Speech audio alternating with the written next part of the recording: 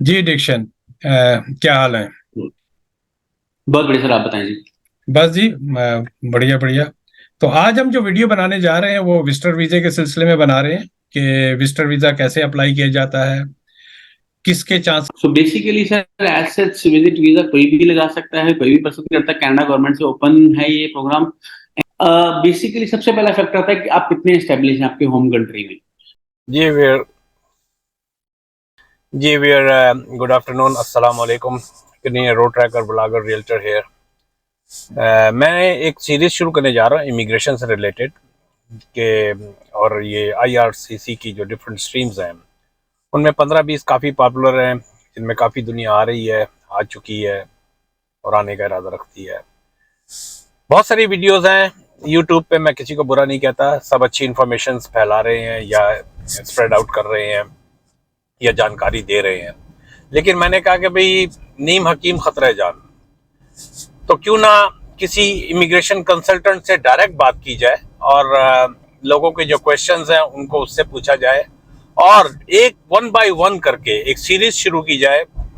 चलो चलो कनाडा चलो कि वीडियो के नाम से या किसी भी नाम से, कि कैसे यहाँ पर इमिग्रेशन हो सकती है, क्या चांसेस हैं।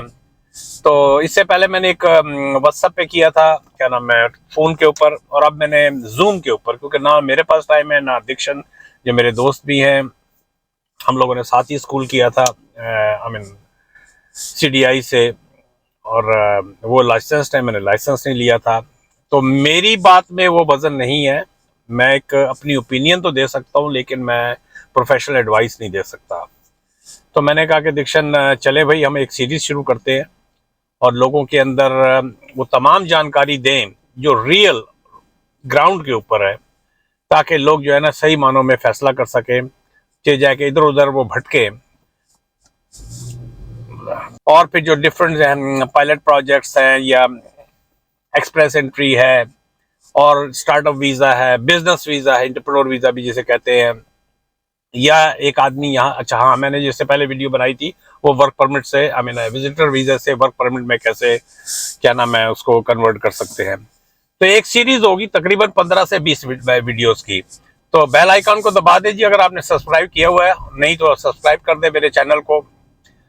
और चलें आगे की वीडियो अब देखते हैं। जी डिक्शन, क्या हाल है?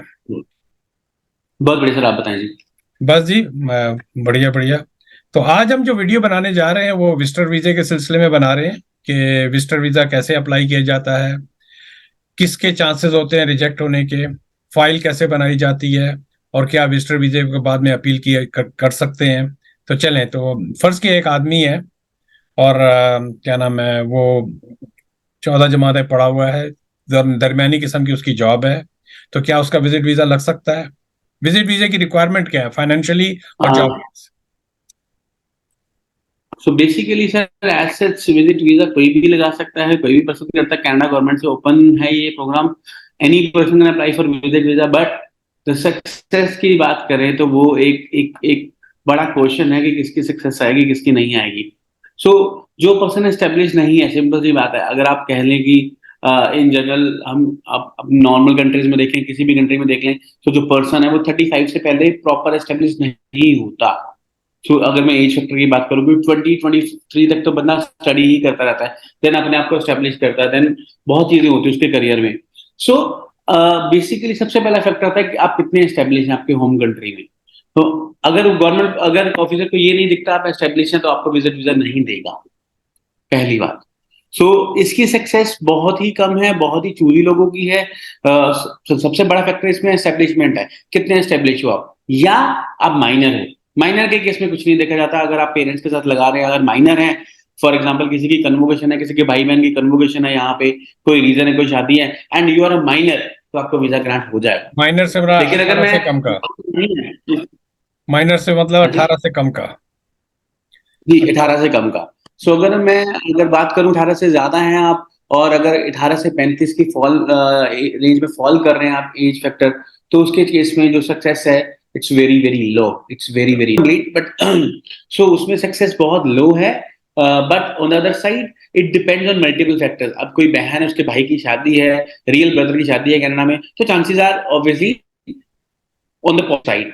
बट हाँ, किसी किसी को कोई मेडिकल केयर देनी है, कोई उसके पास साथ नहीं है, उसकी हेल्प करनी है, yes the chances are there. अभी मैंने रिसेंटली लास्ट ईयर इस ईयर इस साल आई गेस इन जनवरी मैंने एक वीजा पाकिस्तान से ही किया था, जिन्होंने बेसिकली प्रेग्नेंट लेडी को वर्ल्ड में सपोर्ट करने थे, उनकी रियल सिस्टर थी, तो उनको ग्रांट किया गया वीजा, ऐसी बात नहीं है. तो she was like in the age of 30s I guess 35 के आसपास ही थी वो लेडी.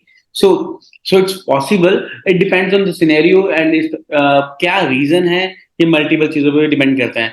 अगर आप जनरल कह रहे कि मुझे घूमने जाना है एंड देन ऑब्वियसली नॉट. अगर मेरा कोई रिश्तेदार रहता है, मुझे मिलने जाना है, देन नॉट.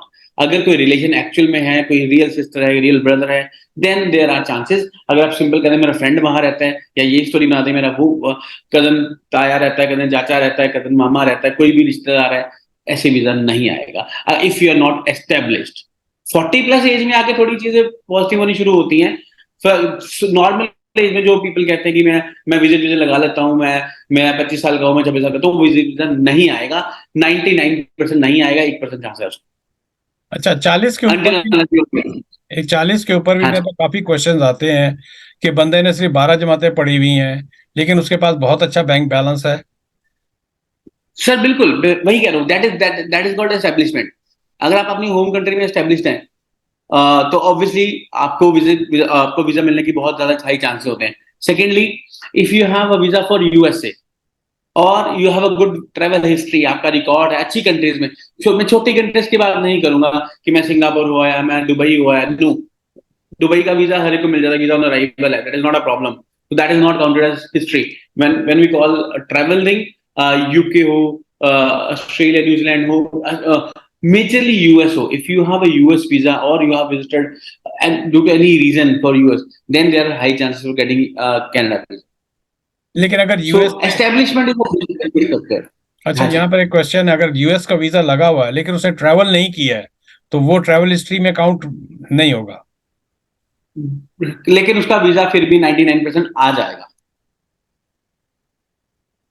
अच्छा, एक आम आदमी जब वीजा अप्लाई करता है तो उसके लिए कितना कैश उसके बैंक में होना चाहिए? There is no perfect answer. Visa 2 lakh पे भी मतलब बेसिकली वीजा $10,000 पे भी आ जाता है. कैनेडियन $10,000 शो करो, 5,000 पे भी आता है, और $1,00,000 शो करने पे भी नहीं आता. ऐसे केसेस भी हैं. So अच्छा, there is no perfect answer. It's all on the reason of visit, of purpose of visit, क्या purpose है, and all other things. There's no perfect limit. आपका रीजन, अब एक पेरेंट्स हैं, उन्होंने बच्चे की कन्वोकेशन में आना है, बच्चे को मिलने आना, बच्चा वहां पे है. सो चाहे वो आई गेस 10,000 से $5,000 भी दिखा दे तो उनको वीजा ग्रांट हो जाएगा. एक जनरल पर्सन है जिसकी एज 25 साल है, वो अपनी बेतहाशा प्रॉपर्टीज दिखा दे which is equivalent to let's say $100,000 of Canadian, $200,000 of Canadian, तो भी. अच्छा, कनेक्शन थोड़ा सा खराब है, लेकिन फिर भी देखते हैं आगे. अच्छा, अगर एक दफा वीजा रिजेक्ट हाँ हो जी. जाता है तो उस पर अपील होती है विजिट वीजे पे? जो विजिट वीजा सर, बिल्कुल इसमें जुडिशियल रिव्यू होता है सर, फेडरल कोर्ट में होता है, जुडिशियल रिव्यू होता है. तो उसका क्या प्रोसीजर होता है? तो basically sir with in 60 days आपको ये फेडरल कोर्ट लॉयर के थ्रू आपको अपील करनी पड़ती है फेडरल कोर्ट में. सो ऑब्वियसली आपकी एप्लीकेशन देखी जाती है. अगर उनको ग्राउंड सही लगे तो ऑब्वियसली आपको ग्रांट किया जाता है. बट बेसिकली विजिट वीजा की कोई अपील कह लो कि एक ना बराबर है कि एक विजिट का रीजन है, विजिट करना है. उसमें कोई हम ये केस नहीं कर सकते ये जेन्युइन स्पाउस है जी, स्पाउसल वीजा था तो आपने रिजेक्ट कर दिया, ये था. एक विजिट है, विजिट तो कोई भी कर सकता है. अच्छा, इसके तो लिए उस केस में ऑब्वियसली इनविटेशन चाहिए होता है? Yes, recommended. 95% केसेस में रिकमेंडेड है. जो भी जिसके पास आप मिलने, एक आदमी का कोई भी यहाँ जानने वाला नहीं है तो वो क्या करेगा? Sir basically Canada tourist country नहीं है. हमें ये चीज समझनी पड़ेगी. पीपल कहते हैं टूरिस्ट लगा दो. हम दुबई की बात करते हैं, हम एज ए टूरिस्ट जाते हैं घूमने, बहुत अच्छा देश है. हम स्विट्जरलैंड जाते हैं, हम सिंगापुर जाते हैं, there are tourist places, right. तो उसमें विजिट वीजा आपको मिलता है. कहीं भी आप किसी ऐसी कंट्री में जाए, वो टूरिस्ट कंट्री है। Canada is not a tourist country. People कहते हैं मेरी शादी हुई है जी, मैंने हनीमून नायग्रा फॉल जाना है। भाई नायग्रा फॉल हनीमून के लिए नहीं बना, वो नहीं लगेगा, मैं आपको क्लियर कट बोल रहा हूँ। सो टूरिस्ट का बेसिकली क्या है, एक टूरिस्ट वीजा एक कंट्री है, वो कंट्री टूरिस्ट की कंट्री है ही नहीं। Canada is not a tourist country, Canada is a tourist country for only for parents. वो टूरिस्ट कंट्री नहीं है, वो किसी को भी आने नहीं देता, क्योंकि वहां लोग एस्टेब्लिशमेंट की बात करते हैं। अब कोई भी सिंगापुर जाएगा, वहां जाके जुगाड़ लगाने की कोशिश नहीं करेगा कि मुझे वर्क परमिट दे दो या मुझे ये कर दो, तो वो विजिट करने का विजिट करके आएगा। तो ये डिफरेंस है। लोग कहते हैं मेरी इतनी ट्रैवल हिस्ट्री है, मैं दुबई गया, तो उससे कोई फर्क नहीं पड़ता। वहां पे एस्टेब्लिशमेंट हो ही नहीं सकती, आप करना भी नहीं चाहते, आप करना ही कनाडा चाहते हैं। So basically it's like tourist visa की कोई गवर्नमेंट गाइडलाइन नहीं है, आप कोई नहीं अप्लाई करना, आप कर सकते हैं, you are open to apply. उसका कोई नेगेटिव इम्पैक्ट नहीं है, रिफ्यूजल आ गया नेगेटिव इम्पैक्ट नहीं है, सारी उम्र आपके साथ रहेगा रिफ्यूजल, लेकिन उसका कोई नेगेटिव नहीं है। But trust me, it's not a tourist purpose. Tourist purpose लगाते हैं, then obviously there should be some establishment. अच्छा, आपको अभी आप रिसेंटली, अगर आप रिसेंटली रिसर्च करें, रिसेंटली लास्ट 1.5 ईयर से जो विजिट वीजा है वो पेरेंट्स का भी रिफ्यूज किया गया, अच्छा, पेरेंट्स के भी रिफ्यूजल दिए। सिंपल लेकिन अभी स्टोरी। सो अभी छह महीने की फिगर आई थी, तो इंडिया से 3 लाख वीजे इश्यू हुए इस 6 महीने में, 2 क्वार्टर में। तो उससे पता लगता है कि वो किस कैटेगरी में इश्यू हुए थे, या मोस्टली पेरेंट्स के ही हैं वो। बेसिकली विजिट वीजा इशू होता है, इसमें कोई डाउट नहीं है। अभी मैंने रिसेंट एक वीजा किया है, दैट इज फैमिली जो जिसकी एज 32-33 में फॉल करती है, but they were again it's an establishment, they were very well established, उनका कंस्ट्रक्शन का बहुत अच्छा बिजनेस है, they have a very good history. मैं ट्रैवल हिस्ट्री ये नहीं बोलूंगा एक कंट्री की, they travel to at least 10 countries, they have travel to US as well, so they have a very good travel history, तो ऑब्वियसली वो chances high थे। अच्छा, राइट, सो उस केस में उनको उनका राइट। मैं सम अप करता हूँ, क्योंकि तुम्हारे क्लाइंट ने आना है।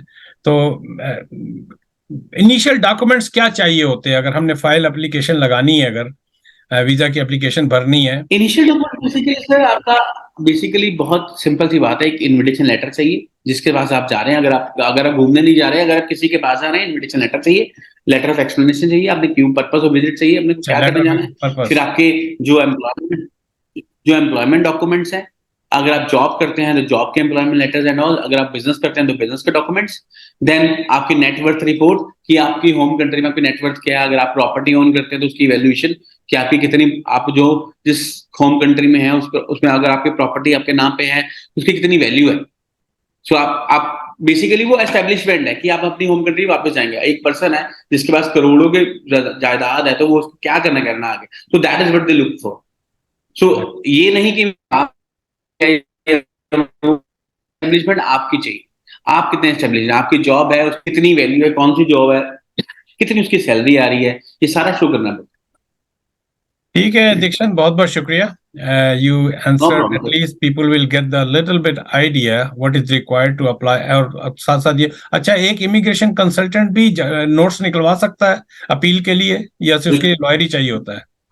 बिल्कुल निकाल सकते हो, कोई दिक्कत नहीं है। अच्छा, वो भी निकलवा सकता है। नहीं, अपील के लिए अपील लॉयर, फेडरल कोर्ट में लॉयर ही करेगा। अच्छा अच्छा, फेडरल नोट्स कोर्ट में लॉयर निकलवा ही के वो सब करेगा। दोबारा एक कंसल्टेंट अप्लाई कर सकता है? जी जी जी। फेडरल फेडरल देखो, जो कंसल्टेंट है वो फेडरल कोर्ट में नहीं जा सकता, बाकी ट्राइब्यूनल में सब में जा सकता है, फेडरल कोर्ट में नहीं जा सकता। ठीक है, चलो भाई, बहुत बहुत शुक्रिया, थैंक हाँ, यू फॉर योर टाइम, क्योंकि इंटरनेट का थैंक यू कनेक्शन सर, भी बड़ा नो वीक है। प्रॉब्लम। और देखते हैं कैसी आई है वीडियो। चलें व्यूअर, मैं चल दीक्षित का ठीक है शुक्रिया अदा सर, करते हैं, ठीक है जी। मिलते हैं एक ब्रेक के बाद। जी भैया, तो आपने उम्मीद है कि वीडियो पूरी आखिर तक देखी। और दीक्षित दावर जो है, जो क्या नाम है, RCIC हैं, इनका नंबर जो है मेरी तकरीबन तमाम वीडियोस के नीचे नंबर होता है। अगर आप लोग इनसे कांटेक्ट करना चाहते हैं तो you can WhatsApp him, get an advice, and he can work from for any country in the world. India है, पाकिस्तान है, बांग्लादेश है, नेपाल है, so he will definitely give a honest advice. फिर आखिर में मैं कहूँगा कि मेरे चैनल को सब्सक्राइब कर दें, बेल आइकन को दबा दें, शेयर करें, लाइक करें और कमेंट ज़रूर कीजिएगा कि हमारा ये स्टाइल आपको पसंद आया, आपको मेरी आवाज़, वीडियो क्वालिटी, ऑडियो क्वालिटी, उसके ऊपर ज़रूर टिप्पणी दीजिएगा। चलें भैया, मिलते हैं एक ब्रेक के बाद।